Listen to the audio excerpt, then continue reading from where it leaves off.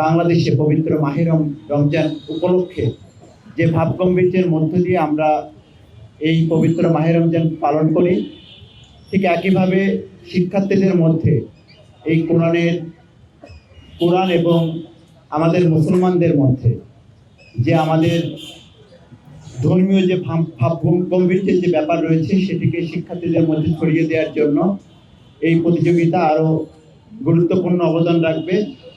বিশেষ করে পবিত্র মাহে রমজান আমাদের সংযমের মাস, আমাদের আত্মসংযমের মাস হিসেবে শিক্ষার্থীদের মধ্যে এটিকে নতুন করে তাদের মানসিকতা এবং সমাজের প্রতি তাদের যে দায়িত্ববোধ সেটি পালনে আরও বেশি উদ্বুদ্ধ করবে।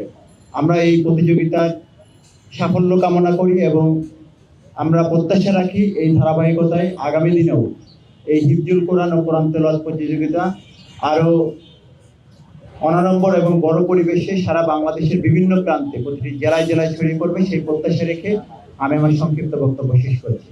আল্লাহ হাফেজ। বাংলাদেশ জিন্দাবাদ।